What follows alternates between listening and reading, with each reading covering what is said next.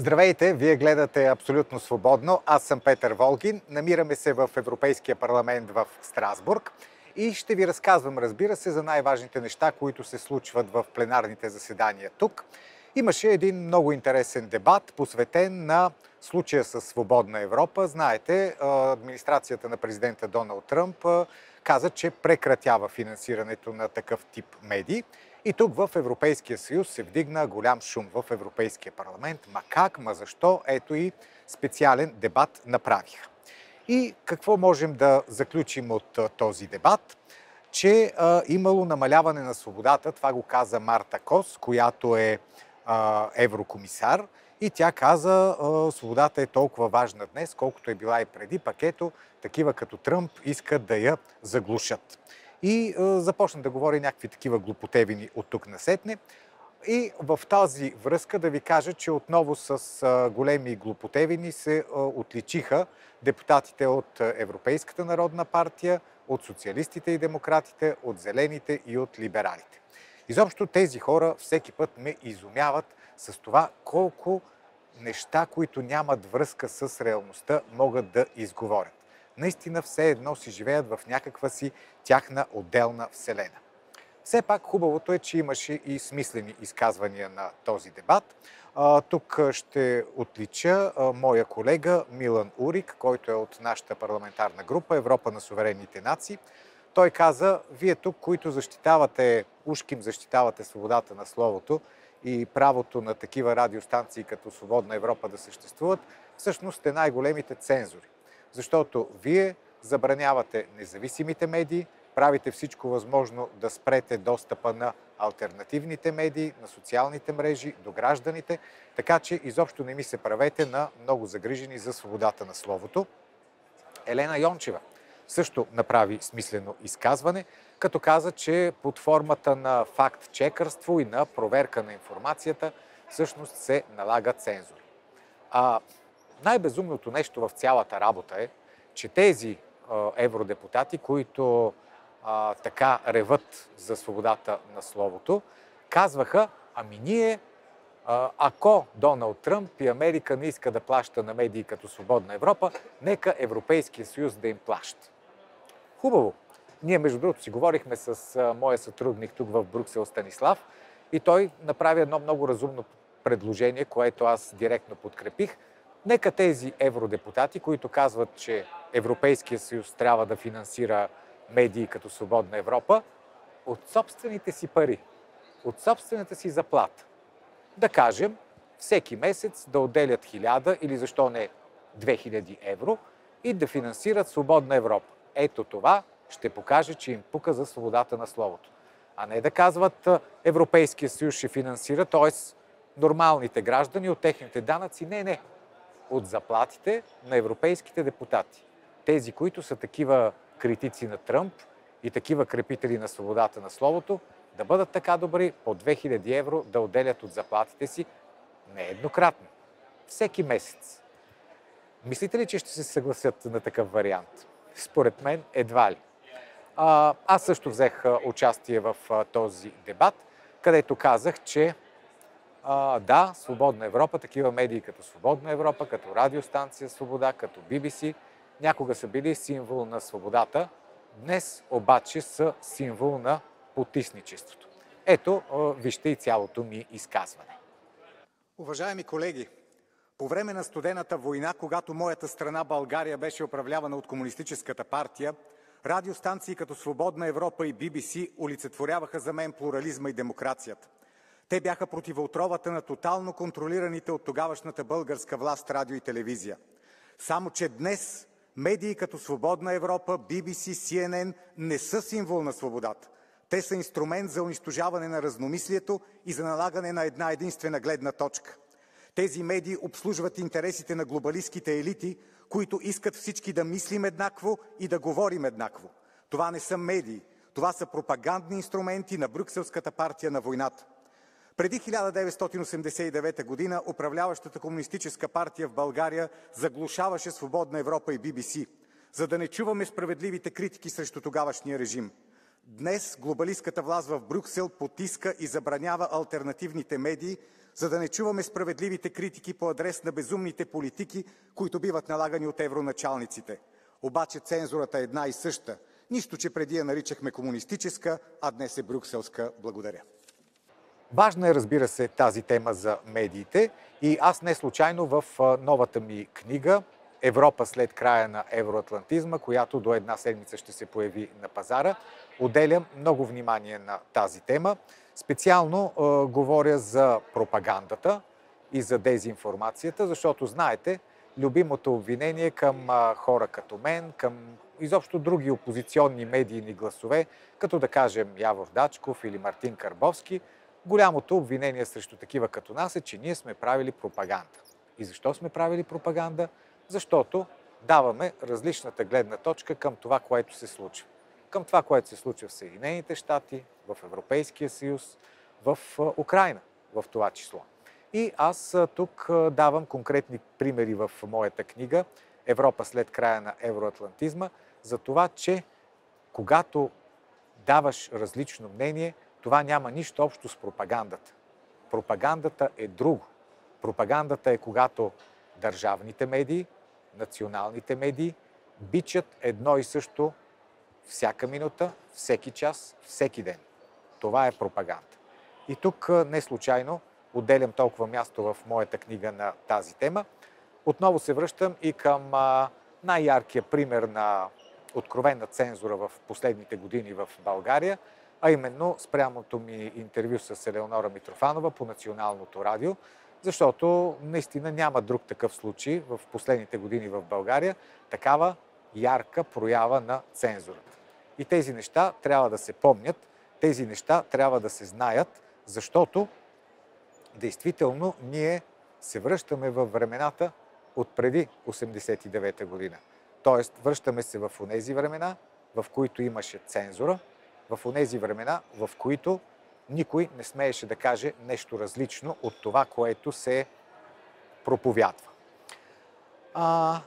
Други интересни неща в Европейския парламент тези дни.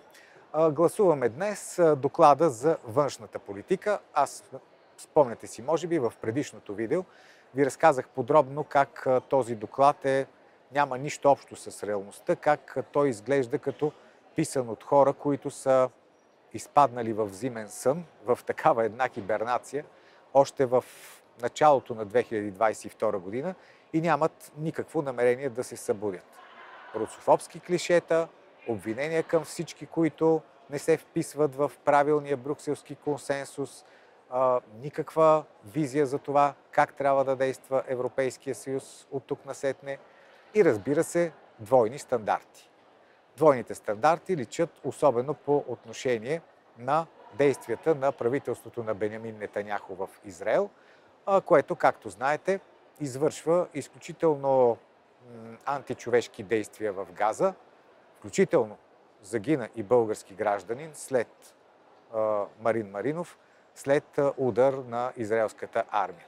Но за това няма да прочетете в доклада за външната политика нито една критична бележка за действията на Бенямин Нетаняху няма да видите в този доклад.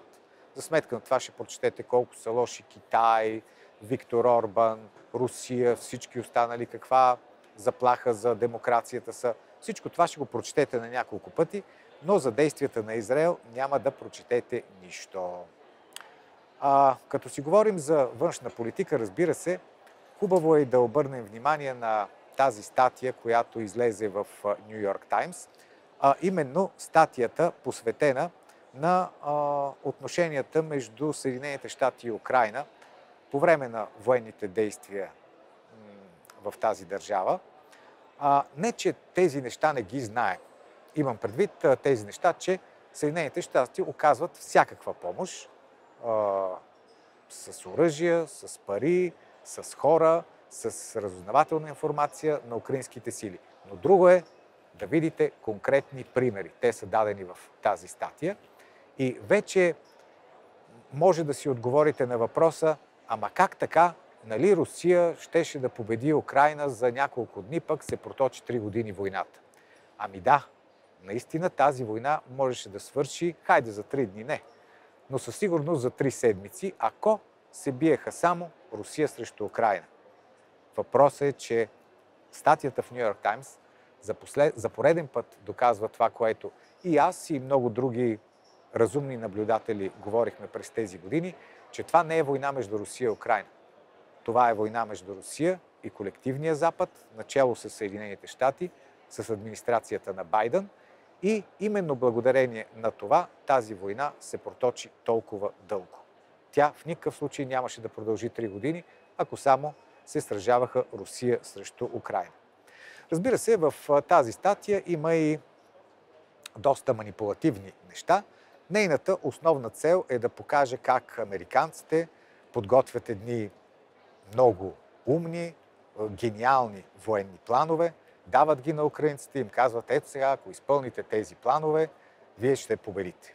И докато украинците ги изпълняват, се казва в статията, всичко върви наред, имат успешна контраофанзива и така нататък. Обаче в един момент, според статията, украинците много са си повярвали, почнали да променят плановете на американците, почнали да правят някакви различни неща от тези, които американците им казват, и заради това не успява нито контраофанзивата им през 2023 година, нито всичките им последващи усилия, и затова Русия сега била на път да спечели войната. Разбира се, това е много изгодно за американската позиция и не бива да се приема с чиста монета, но важният извод, който можем да направим от тази статия и което е абсолютната истина, е, че без американската помощ правителството на Зеленски щеше да падне буквално за отрицателен срок от време. Но лъжите на западната пропаганда дълги години действаха и в тази посока. А какво се случва всъщност в Западна Европа? А изобщо в Европа? Вижте какво стана с Марин Льо Пен. Отстреляха я и нея, ушким по обвинения в злоупотреба с европейски средства, което е пълно безумие. Аз ви го казвам като евродепутат. Защото това, в което я обвиняват, че сътрудници на партията, тя ги е ползвала и като съветници в Европейския парламент, това го правят абсолютно всички евродепутати. Сега, тук ще кажа в скоби, че моите сътрудници не са членове на партия Възраждане, поради простата причина, че и аз не съм член на партия Възраждане. Да, аз съм избран с листа на тази партия, заставам зад политиката на тази партия, но не съм член на партията. Така че и моите сътрудници също не са, но преобладаващия брой случая на моите колеги евродепутати, това е факт. И заради това да осъдиш един човек и то да го осъдиш да не може да се кандидатира на избори, наистина е върха на лицемерието. А тук искам да ви припомня един случай, който според мен отдавна е забравен, и то е случая с Манфред Вебер. Нали знаете, това е шефа на Европейската народна партия, най-голямата партия, която има и най-голямо представителство в Европейския парламент. Той е и председател на парламентарната група. Та Манфред Вебер какво беше направил? Той е депутат от много дълго време. Та този човек си отворил офис, понеже всички ние евродепутатите имаме правото, а даже и задължението да имаме офиси в своята страна и съответно плащаме наем за тези офиси. А този хитрец, за да наплаща наем, си отворил офис, така да се каже, в селската къща в Долна Бавария, в едно селце там, Вилденберг. Представете ли си този, така да речен, офис, колко посетители ще отидат в Долна Бавария, в селцето Вилденберг, за да се срещнат с евродепутата Манфред Вебер? Точно николко. А на всичкото отгоре, това е в неговата къща.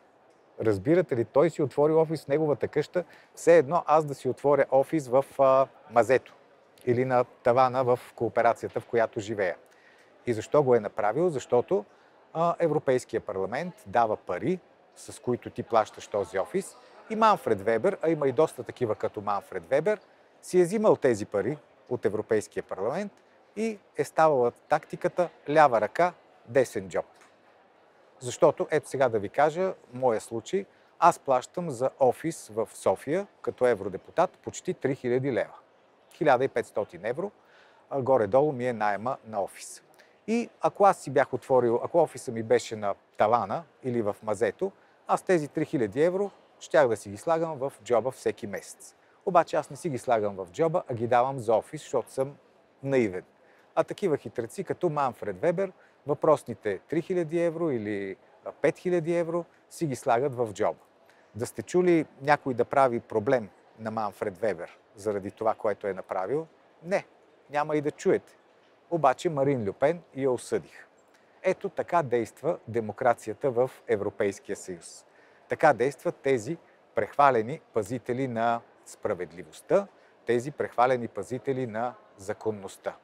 И после ви обясняват, че ето в България можело да има корупция и всичко, обаче в Европейския съюз, там в Германия, в всички тези държави, във Франция, всичко е точно и всичко е страхотно. Затова моят съвет към вас е, всеки път, когато ви обясняват някакви такива неща, да бъдете доста скептични. И да знаете, че приказките са едно, а истината е нещо съвършено различно. Така, завършвам до тук днешния епизод на Абсолютно свободно с Петър Волгин. Разбира се, призовавам ви да продължите да коментирате в нашия канал, да се абонирате за него, а така също и да ни следите в социалните мрежи, да следите моите страници в Facebook, също така и в Instagram, в Telegram, нашия канал, политически некоректно, в TikTok, в X. Изобщо присъстваме в всички социални мрежи, защото вярваме, че информацията, особено тази, която е различна от официозната, трябва да си намира път. Трябва колкото се може повече да работим за това, за да може вие да получавате истинската информация, а не тази, която официозните медии ви смилат. Желая ви приятен ден!